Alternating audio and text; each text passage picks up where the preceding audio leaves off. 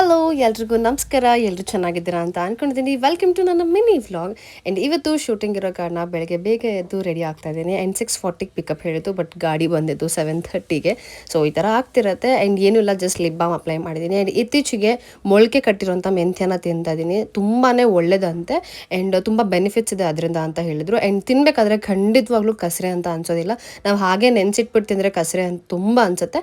But ಈ ಥರ ಮೊಳಕೆ ಕಟ್ಟಿ ತಿಂದರೆ ಖಂಡಿತ ಅನ್ಸಲ್ಲ. ಆ್ಯಂಡ್ ನಮ್ಮ ಡೈರೆಕ್ಟರ್ ಸರ್ ನೋಡ್ತಾ ಇದ್ರು ನಮ್ಮ ಆಟಗಳನ್ನೆಲ್ಲ. ನಮ್ಮ ಡೈರೆಕ್ಟರ್ ತುಂಬಾ ಕಾಮ್ ಅಂಡ್ ಕಂಪೋಸ್ಡ್ ಆಗಿರ್ತಾರೆ. ನಾನು ಇಲ್ಲಿವರೆಗೂ ನೋಡಿದ್ದೀನಲ್ಲ, ಯಾರಿಗೂ ಬೈದಿದ್ದೇ ನೋಡಿಲ್ಲ. ರೈಸ್ ಆಗ್ತಾರೆ, ಇಲ್ಲ ಅಂತ ಅಲ್ಲ. ಮೋಸ್ಟ್ ಆಫ್ ದ ಡೈರೆಕ್ಟರ್ಗೆ ಕಂಪೇರ್ ಮಾಡಿದ್ರೆ ತುಂಬಾ ಕಾಮ್ ಅಂಡ್ ಕಂಪೋಸ್ಡ್ ಆಗಿ ಕೆಲಸ ಮಾಡ್ತಾರೆ.